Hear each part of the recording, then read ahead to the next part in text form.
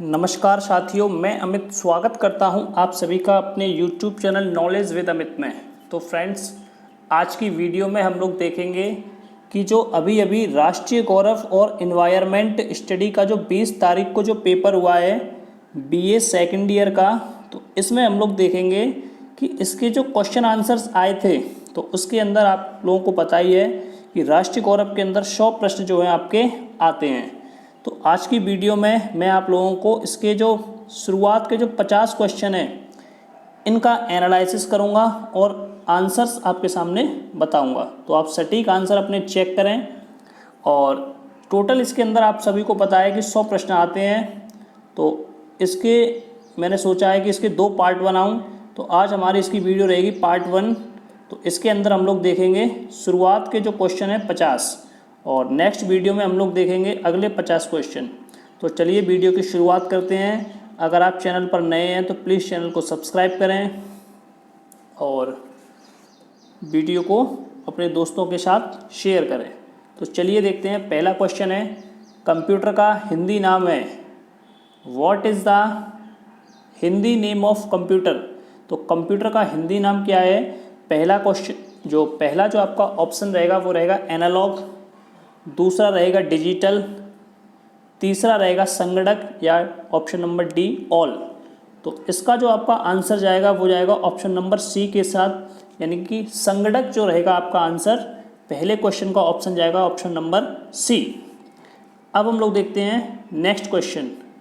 अगला जो क्वेश्चन है, how many groups and periods are there in the Mendeleev periodic table? तो यानी मेंडलीव द्वारा बनाई गई आवर्त सारणी में कितने वर्ग एवं आवर्त हैं? Option number A 9 and 7, option number B 19 and 17, option number C 29 and 27 या ऑप्शन नंबर डी नन। तो यहाँ जो आपका ऑप्शन जाएगा वो जाएगा ऑप्शन नंबर ए के साथ, यानी कि मेंडलीव द्वारा जो आवर्त सारणी बनाई गई उसके अंदर आपके 9 वर्ग होते हैं और 7 इसके अंदर आवर्त होते हैं। चलिए अब हम लोग देखते हैं क्वेश्चन नंबर 3। तो नेक्स्ट जो क्वेश्चन है, where is the headquarter of the World Trade Organization? तो यानी विश्व व्यापार संगठन का मुख्यालय कहाँ पर स्थित है? तो पहला option Paris, option number B Geneva, option number 3 Kathmandu या ऑप्शन नंबर डी दिल्ली।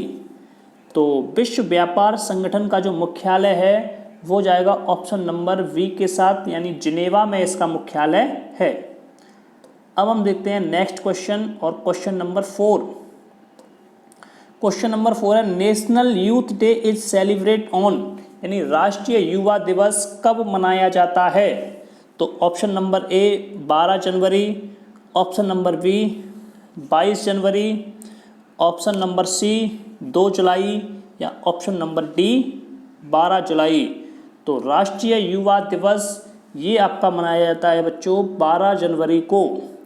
अगर आपको वीडियो अच्छी लग रही हो तो प्लीज़ चैनल को एक बार ज़रूर सब्सक्राइब करें। अगला क्वेश्चन नंबर 5, भारत में संसद के निम्न सदन को एवं उच्च सदन को क्या कहते हैं? तो what is the lower house and upper house in Indian parliament? तो option number A Vidhan Sabha and Vidhan Parishad, option number B Lok Sabha and Rajya Sabha, option number C both A and B यानी ए और बी दोनों, या डी नन। तो भारत में निम्न सदन को और उच्च सदन को क्या कहते हैं? तो इस ऑप्शन का जो आंसर जाएगा वो जाएगा ऑप्शन नंबर वी। तो क्वेश्चन नंबर 5 का जो आंसर रहेगा वो रहेगा लोकसभा एवं राज्यसभा। तो निम्न सदन को तो हम कहते हैं लोकसभा और उच्च सदन को कहते हैं राज्यसभा। तो 5 का ऑप्शन नंबर सी, नहीं बी ऑप्शन रहेगा, क्या बी ऑप्शन के साथ। अब हम देखते हैं नेक्स्ट क्वेश्चन। क्वेश्चन नंबर 6, पुनर्जागरण का प्रारंभ इटली के किस नगर से हुआ? तो where did the renaissance begin in Italy? तो option number A Rajnagar, option B Lawrence nagar, option C Florence nagar या ऑप्शन नंबर डी सभी। तो पुनर्जागरण का जो प्रारंभ है ये आपका हुआ था ऑप्शन नंबर सी, फ्लोरेंस नगर में। तो इटली का जो पुनर्जागरण है, तो सबसे पहले जो शुरुआत हुई थी वो हुई थी फ्लोरेंस नगर से। क्वेश्चन नंबर 7, इंग्लैंड में औद्योगिक क्रांति की शुरुआत किस उद्योग से हुई थी? ऑप्शन नंबर ए, मसाला उद्योग, ऑप्शन बी, सूती कपड़ा उद्योग, ऑप्शन सी, स्टील उद्योग, या ऑप्शन नंबर डी, कांच उद्योग। तो इंग्लैंड में जो औद्योगिक क्रांति की शुरुआत हुई वो ऑप्शन नंबर बी, यानी सूती कपड़ा उद्योग। इटली में औद्योगिक क्रांति की शुरुआत किससे हुई थी? तो कॉटन क्लोथ इंडस्ट्री के साथ इसकी शुरुआत हुई थी। क्वेश्चन नंबर 7, जल की उपस्थिति के कारण किसे नीला ग्रह भी कहा जाता है?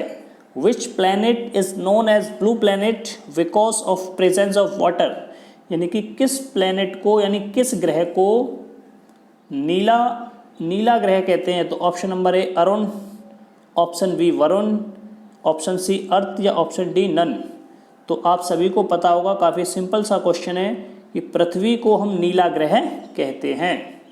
चलिए next question, question number 9, for which industry Firozabad and Shikohabad is India is important centre?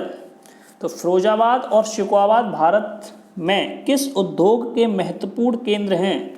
Option A, fertilizers, option B, steel, option C, रेशम, या ऑप्शन डी, ग्लास इंडस्ट्री। तो फिरोजाबाद और शिकवाबाद किस उद्योग के कारण महत्वपूर्ण हैं? तो उर्वरक, स्टील, रेशम, या सीसा। तो यहाँ सभी को पता है कि हम आगरा ज़िले में रह रहे हैं, तो सबको पता है कि हमारा पड़ोसी जो ज़िला है वो फिरोजाबाद है, और ये शीशा उद्योग, तो शीशा उद्योग के लिए फेमस है, ग्लास इंडस्ट्री के लिए। तो यहाँ की जो चूड़ियाँ हैं वो काफ़ी फेमस हैं।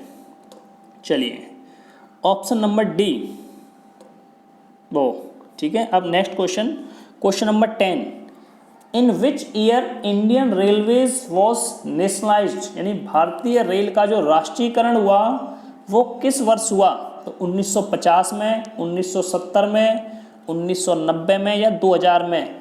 तो इंडियन रेलवे का जो नेशनलाइज्ड यानी राष्ट्रीयकरण जो हुआ, तो यहाँ होगा ऑप्शन नंबर ए, 1950 के अंदर जो भारतीय रेल है इसका राष्ट्रीयकरण हो गया। अब हम देखते हैं नेक्स्ट क्वेश्चन। तो अगला जो क्वेश्चन है, अध्यापक का पर्यायवाची। तो what is the synonyms of अध्यापक? तो ऑप्शन नंबर ए, व्याख्याता, ऑप्शन बी, शिक्षक, ऑप्शन सी, आचार्य, या डी, ऑल। तो अध्यापक का जो पर्यायवाची, तो ये जाएगा ऑप्शन नंबर डी, यानी सभी। व्याख्याता को भी अध्यापक कहते हैं, जो लेक्चरार होते हैं, शिक्षक, आचार्य, तो इन सभी को हम क्या कहते हैं? अध्यापक कहते हैं। तो क्वेश्चन नंबर 11 का जो आंसर जाएगा option number D. Next question, Indra का पर्यायवाची है इंद्रधनु, अमरपति, इंदिरा और सुरपुर। तो what is the synonyms of Indra? तो इंद्र का जो ऑप्शन जाएगा, तो इंद्र का जो पर्यायवाची होता है ये जाएगा ऑप्शन नंबर बी के साथ, यानी अमरपति को हम कहते हैं इंद्र। ठीक है। तो नेक्स्ट क्वेश्चन, अगला क्वेश्चन जो है, चंदन का पर्यायवाची शब्द है। What is the synonyms of chandan? तो option A, Jyoti, option B, Shashank, option C, Malayaj, या ऑप्शन डी, कुंभ। तो 13 क्वेश्चन का जो रहेगा ऑप्शन ये जाएगा ऑप्शन नंबर सी के साथ। मलयज को जो हम कहते हैं, ये कहते हैं क्या? चंदन। ठीक है। तो चंदन का जो पर्यायवाची जो रहेगा वो रहेगा मलयज। नेक्स्ट क्वेश्चन, सूर्योदय का संधि विग्रह है। तो संधि विच्छेद जो ये हम कह सकते हैं कि सूर्योदय का जो संधि विच्छेद होगा वो क्या होगा? तो पहला दे रखा है सूर्य प्लस दय, ऑप्शन नंबर बी सूर्यो धन उदय, और ऑप्शन नंबर सी सूर्य धन उदय, और ऑप्शन नंबर डी उपयुक्त सभी। तो यहाँ जो सूर्य का जो संधि विच्छेद होता है वो ठीक तो इस प्रकार से होता है, सूर्य और सूर्य के बाद 2 विसर्ग लगे होंगे प्लस उदय। तो इस प्रकार का तो हमें यहाँ कोई ऑप्शन दिखा नहीं, तो तो लेकिन फिर भी यहाँ हमें इन चारों में से टिक करना है, तो हम करेंगे ऑप्शन नंबर सी को। ठीक है, तो यहाँ विसर्ग और लगेगा इस क्वेश्चन में, तो सूर्य का जो संधि विच्छेद ये option number C. Next question 15, परमार्थ का संधि विग्रह है, तो परमार्थ का जो संधि विच्छेद रहेगा वो रहेगा आपका पर प्लस मार्थ, या ऑप्शन नंबर बी परा प्लस अर्थ, ऑप्शन नंबर सी परम प्लस अर्थ, या ऑप्शन नंबर डी कोई नहीं। तो यहाँ जो ऑप्शन नंबर ये जाएगा आपका 15 का सी, परम धन अर्थ, तो ये रहेगा आपका संधि विच्छेद किसका, परमार्थ का। चलिए नेक्स्ट क्वेश्चन, महोपदेश का संधि विग्रह, महोपदेश का जो संधि विग्रह है, तो ऑप्शन नंबर ए मह प्लस अपदेश, ऑप्शन नंबर बी महा प्लस उपदेश, ऑप्शन नंबर डी मह प्लस उपदेश, या ऑप्शन नंबर डी महो प्लस उपदेश। तो जो क्वेश्चन नंबर जो आपका 16 है, इसका जो ऑप्शन जाएगा वो राइट आंसर जाएगा ऑप्शन नंबर बी के साथ, महाधन उपदेश। महाधन उपदेश, तो ये क्या बनेगा हमारा महोपदेश। आई बात समझ में। अब हम देखते हैं नेक्स्ट क्वेश्चन। अगला क्वेश्चन है आजन्म समास का अर्थ है, what is the meaning of aajanm samas. तो नेक्स्ट क्वेश्चन क्या है, आजन्म समास का अर्थ। तो पहला ऑप्शन अक्ष के प्रति, बी मोक्ष के प्रति, सी जन्म पर्यंत, या ऑप्शन डी सभी। तो अपना जो क्वेश्चन नंबर 17 है, इसका जो ऑप्शन रहेगा वो रहेगा ऑप्शन नंबर सी जन्म पर्यंत। क्या रहेगा, जन्म पर्यंत। तो ऑप्शन नंबर सी ये हो जाएगा आपके 17 का answer. Question number 18, question number 18 वाकलम समास का अर्थ है। वाकलम समास का अर्थ कलम के अनुसार, कलम के साथ, कलम सहित, या ऑप्शन नंबर डी नन। तो जो क्वेश्चन नंबर 18 है, तो क्वेश्चन नंबर 18 का जो आपका आंसर रहेगा वो रहेगा ऑप्शन नंबर वी कलम के साथ, बाकलम यानी कि कलम के साथ। नेक्स्ट क्वेश्चन, उपकार शब्द का विपरीतार्थक शब्द है, तो what is the antonyms of upkar. Option number A satkar, option number B apkar, option number C vyapar, या ऑप्शन नंबर डी इनाम। तो यहाँ जो आपका आंसर रहेगा वो रहेगा उपकार शब्द का एंटोनियम्स यानी विपरीतार्थक ये रहेगा आपका अपकार। उपकार का तो जो विलोम शब्द होगा, या ये कहें कि हम विपरीत शब्द होगा, वो रहेगा आपका ऑप्शन नंबर बी अपकार। अब हम देखते हैं नेक्स्ट क्वेश्चन। तो अगला क्वेश्चन रहेगा क्वेश्चन नंबर 20। तो क्वेश्चन नंबर 20 का जो प्रश्न पूछा गया है कि सूक्ष्म शब्द का विपरीतार्थक शब्द है, तो यानी कि सूक्ष्म का आपका विलोम शब्द पूछा है। तो सभी को पता है सूक्ष्म माने होता है क्या, छोटा। तो इसका जो ऑप्शन जाएगा, तो सूक्ष्म का विपरीत क्या होगा, बड़ा, या ये हम कहें विशाल। तो ऑप्शन नंबर यहाँ दे रखे हैं, पहला ऑप्शन स्थूल, सेकंड बी दे रखा है अंत, सी विषम, या फोर्थ अति सूक्ष्म। तो यहाँ जो आपका ऑप्शन जाएगा वो ऑप्शन नंबर ए के साथ। तो सूक्ष्म का जो विलोम शब्द होगा वो रहेगा स्थूल। ठीक है, अगला क्वेश्चन, क्वेश्चन नंबर 21, अटारी तद्भव शब्द का तत्सम शब्द है, यानी अटारी जो प्रश्न जो शब्द है हमारा ये है तत्सम तद्भव शब्द। तो हमसे पूछा गया है कि जो अटारी का जो क्या रहेगा, तद्भव शब्द जो रहेगा वो क्या रहेगा। तो अटारी तद्भव शब्द का तत्सम शब्द क्या है, तो यहाँ ये रहेगा आपका ऑप्शन नंबर सी। तो अट्टालिका हम कह सकते हैं, अटारी शब्द का क्या रहेगा, तत्सम शब्द रहेगा। अब हम देखते हैं नेक्स्ट क्वेश्चन। अगला क्वेश्चन है उजला तद्भव शब्द का तत्सम शब्द होता है। तो उजला शब्द का तत्सम पूछा गया है। तो पहला ऑप्शन उजाला, ऑप्शन बी उज्ज्वल, ऑप्शन सी उद्गत, या ऑप्शन नंबर डी कोई नहीं। तो जो प्रश्न आपका 22 है, तो 22 का ऑप्शन रहेगा उज्ज्वल। तो उजला का जो तत्सम शब्द रहेगा वो क्या रहेगा, उज्ज्वल। नेक्स्ट क्वेश्चन, गेहूं तद्भव शब्द का तत्सम शब्द है, तो व्हाट इज द तत्सम वर्ड ऑफ गेहूं तद्भव? तो ऑप्शन ए गुड़, ऑप्शन बी गौ, ऑप्शन सी गोधूम या ऑप्शन डी गृजन। तो यहाँ जो रहेगा आपका ऑप्शन नंबर सी, तो गोधूम शब्द, तो ये तत्सम शब्द रहेगा किसका? गेहूं का। अगला क्वेश्चन, अगला जो question number 24, what is the तत्सम वर्ड ऑफ चीता तद्भव? यानी कि चीता एक तद्भव शब्द है और इसका तत्सम शब्द पूछा गया है कि जो तत्सम है तो वो चीते का तत्सम शब्द क्या होगा? तो ऑप्शन ए चड़क, ऑप्शन बी चक्र, ऑप्शन सी चवर्ण और ऑप्शन डी चित्रक।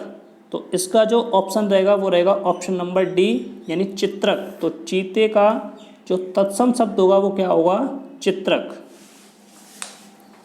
अगला क्वेश्चन, नमस्कार शब्द का संधि विग्रह है नमो धन सकार या नमः प्लस कार या नमा धन सकार और कोई नहीं। तो जो क्वेश्चन नंबर 25 है, तो क्वेश्चन नंबर 25 का आपका जो ऑप्शन रहेगा वो रहेगा ऑप्शन नंबर सी, तो नमः धन स्कार, ये रहेगा आपका क्या? ऑप्शन नंबर सी।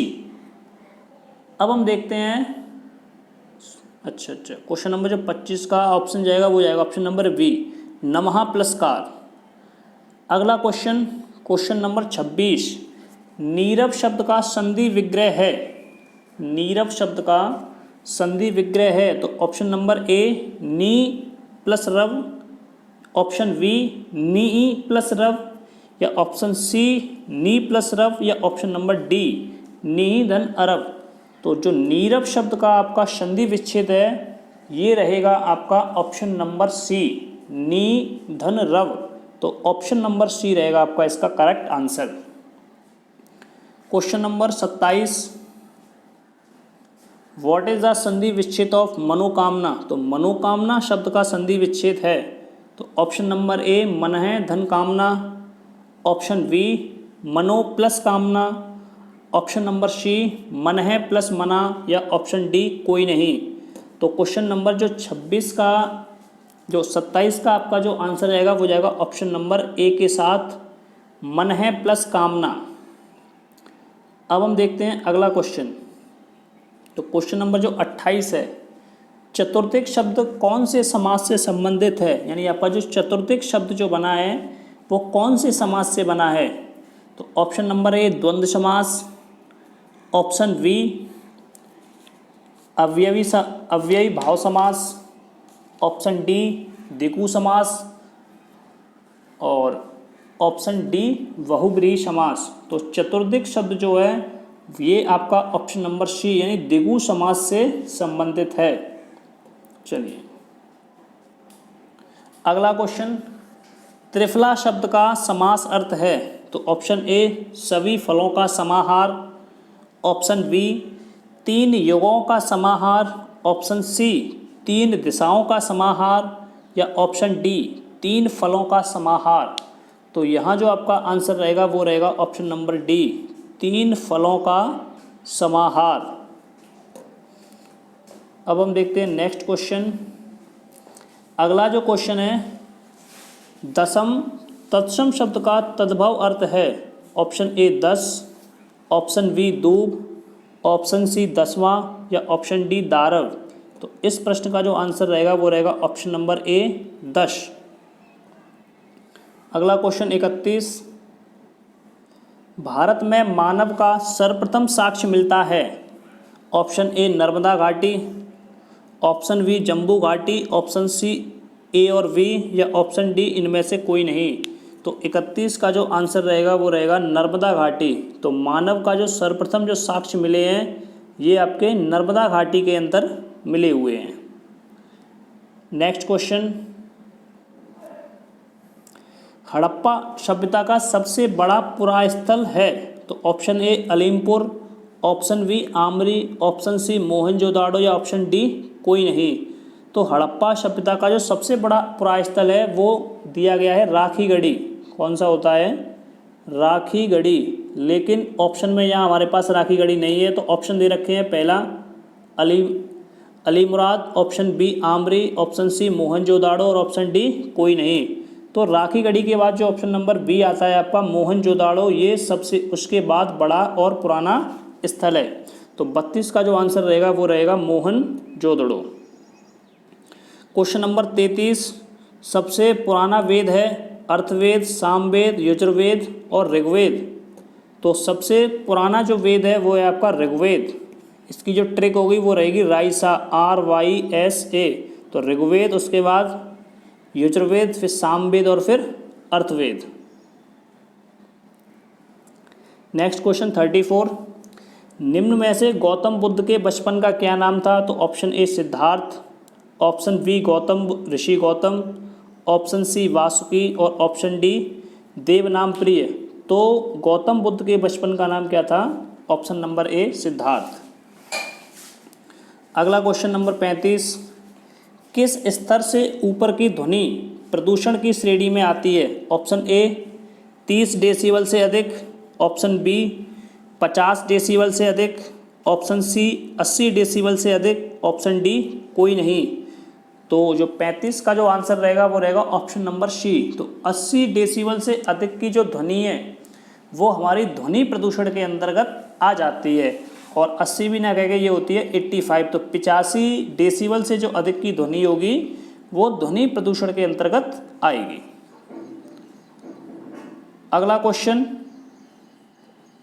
मेधा पाटकर संबंधित है एपीको आंदोलन, नर्मदा बचाओ आंदोलन, टिहरी बांध आंदोलन या चिपको आंदोलन। तो जो मेधा पाटकर जो संबंधित है वो है नर्मदा बचाओ आंदोलन से। तो ऑप्शन नंबर बी। अगला क्वेश्चन नंबर 37, सूर्य की सबसे बाहरी परत कौन सी है? सूर्य की सबसे बाहरी परत कौन सी है? तो option A photosphere, option B corona या क्रीट, ऑप्शन सी क्रोमोस्फीयर या ऑप्शन डी थर्मोस्फीयर। तो जो सूर्य की सबसे बाहरी परत है उसे हम कहते हैं corona. Option number B. Question number 38, निम्न में से प्रकाश का कुशल स्रोत कौन सा है? यानी प्रकाश का सबसे बढ़िया स्रोत कौन सा है? तो option number A electric bulb, option B kerosene lamp, option C CFL या कोई नहीं। तो प्रकाश का सबसे बढ़िया स्रोत सभी को पता है कि CFL जो है सबसे बढ़िया स्रोत है। उसके बाद बल्ब और उसके बाद मिट्टी का तेल के जो दीपे वगैरह होते हैं। तो ऑप्शन नंबर सी इसका करेक्ट आंसर रहेगा। चलिए नेक्स्ट क्वेश्चन, क्वेश्चन नंबर 39, निम्नलिखित में से कौन सा एक अणु का भाग है? क्रिप्टॉन, आइसोटोप, प्रोटॉन और सल्फेट। तो 39 का जो आपका क्वेश्चन रहेगा ये रहेगा ऑप्शन नंबर सी। प्रोटॉन क्या है? एक अणु का भाग है। कमेंट करके आप बताइए कि जो प्रोटॉन का जो सिंबल होता है तो वो सिंबल इसका क्या होता है। अब नेक्स्ट क्वेश्चन 40, तो क्वेश्चन नंबर जो 40 है तो इसका जो प्रश्न दे रखा है क्या है कि भारत में किन महीनों में गर्म हवा बहती है? तो ऑप्शन नंबर ए जनवरी से लेके मार्च तक, ऑप्शन बी सितंबर से दिसंबर तक, ऑप्शन डी मार्च से जून तक या ऑल या सभी। तो आप सभी को पता है कि जो भारत में जो गर्मियाँ जो रहती हैं या जो गर्म हवा बहती है वो सभी को पता है कि मार्च से लेके जून तक हमारे यहाँ गर्मियाँ पड़ती हैं। तो मार्च से लेके जून तक क्या है, भारत में गर्म हवाओं का बहना जारी रहता है। अगला क्वेश्चन नंबर 41, हर्षचरित नामक पुस्तक किसने लिखी? तो ऑप्शन ए आर्यभट्ट या बाणभट्ट या चंडी प्रसाद भट्ट या नन। तो जो क्वेश्चन नंबर 41 है तो हर्षचरित किसने लिखी? तो ऑप्शन नंबर बी। तो हर्षचरित के रचयिता का नाम है बाणभट्ट। अगला क्वेश्चन नंबर 42, रामचरितमानस नामक ग्रंथ के रचयिता थे नामदेव, भास्कराचार्य, तुलसीदास या कालिदास। तो रामचरितमानस किसने लिखी है? तुलसीदास जी ने लिखी है। तो रामचरितमानस के रचयिता कौन है? Goswami Tulsidas. Next question, seismometer नापता है तो ऑप्शन ए सूखा को, ऑप्शन बी प्रदूषण को, ऑप्शन सी भूकंप को, या ऑप्शन डी सभी को। तो सिस्मोमीटर के द्वारा आप सभी को पता है कि हम भूकंप को नापते हैं। तो भूकंप को किसके द्वारा नापा जाता है? सिस्मोमीटर के द्वारा मापा जाता है। Next question number 44, largest producer of banana in the world is. Option A India, option B Pakistan, option C Sri Lanka, या ऑप्शन डी जापान। तो विश्व में केले का सबसे बड़ा उत्पादक है भारत, पाकिस्तान, श्रीलंका या जापान। तो विश्व में सबसे बड़ा जो केले का उत्पादक है वो है अपना इंडिया यानी भारत, ऑप्शन नंबर ए। क्वेश्चन नंबर 45, प्रकाश वर्ष इकाई है कार्य की, दूरी की, ऊष्मा की या कोई नहीं। तो आप सभी को पता है कि जो प्रकाश वर्ष है वो एक दूरी की इकाई है, यानी प्रकाश वर्ष के द्वारा हम लोग दूरी को मापते हैं। Next question number 46, vitamin D का स्रोत है संतरा, गाजर, सूर्य की किरणें या नारियल। तो आप सभी को पता है कि जो विटामिन डी तो हम सूर्य की किरणों के द्वारा या सन रेज के द्वारा ग्रहण करते हैं। और विटामिन डी का आप सभी को बताना है कि इसका कार्य यानी ये हमारे शरीर के लिए किसमें हेल्पफुल होती है। तो विटामिन डी के द्वारा हमारी जो हड्डियां हैं वो मजबूत होती हैं। अगला क्वेश्चन नंबर 47, हरित सोने की संज्ञा दी गई है। तो ऑप्शन ए खनिज स्रोत को, ऑप्शन बी खाद्य स्रोत को, ऑप्शन सी वन स्रोत को या जल स्रोत को। तो हरित सोना जो हम कहते हैं वो कहते हैं खनिज स्रोत को। तो 47 का जो आंसर रहेगा वो रहेगा ऑप्शन नंबर ए। Next question number 48, methane gas को कहते हैं। तो मीथेन गैस को क्या कहते हैं? ऑप्शन ए अक्रिय gas, option B marsh gas, option C laughing gas या ऑप्शन डी कोई नहीं। तो आप सभी को पता है कि जो मीथेन गैस जो होती है तो मीथेन गैस को बच्चों हम कहते हैं marsh gas. Question number 49, question number जो 49 है, निम्न में से रबी की फसल है। तो क्वेश्चन नंबर 49 कहाँ गया? ठीक है, मिल गया। तो क्वेश्चन नंबर 49 है, निम्न में से रबी की फसल है। ऑप्शन ए सरसों, ऑप्शन बी चना, ऑप्शन सी गेहूं या ऑल ऑफ दिस। तो जो रबी की फसल होती है आप सभी को पता है सरसों भी होती है, चना भी होता है और गेहूं भी होता है। तो यहाँ जाएंगे हम ऑप्शन नंबर डी के साथ। तो जो रबी की फसल है वो क्या है? सारी की सारी ये रबी की फसलें हैं। तो ऑप्शन नंबर डी। अब हम देखते हैं आज का लास्ट क्वेश्चन और ये रहेगा हमारा आज का अंतिम प्रश्न। तो जो अंतिम प्रश्न है वो है, प्रथम भारतीय नोबेल पुरस्कार विजेता। Option A Rajendra Prasad, option B Vinoba Bhave, option C R Das या option number D Rabindranath Tagore. तो क्वेश्चन नंबर 50, तो जो क्वेश्चन नंबर 50 है इसका जो आंसर रहेगा तो प्रथम भारतीय नोबेल पुरस्कार विजेता तो ऑप्शन नंबर डी के साथ यानी रविंद्रनाथ टैगोर जी को ये हैं हमारे प्रथम भारतीय नोबेल पुरस्कार विजेता। तो आज की वीडियो को हम यहीं पे समाप्त करते हैं। आज की वीडियो कैसी लगी प्लीज़ आप सभी हमें कमेंट करके बताएं, और अगर आप लोग आगे कहेंगे तो मैं इसका सेकंड पार्ट भी डाल दूंगा। और सभी जो जितने भी व्यूअर्स हैं हमारे इस वीडियो को देख रहे हैं वो इसे प्लीज़ सभी अपने दोस्तों के पास शेयर करें, और वीडियो अच्छी लगी हो तो वीडियो को लाइक अवश्य करें, शेयर करें, और जिस किसी ने भी अभी तक हमारे चैनल को सब्सक्राइब नहीं किया है तो चैनल को सब्सक्राइब अवश्य करें। जय हिंद, जय भारत।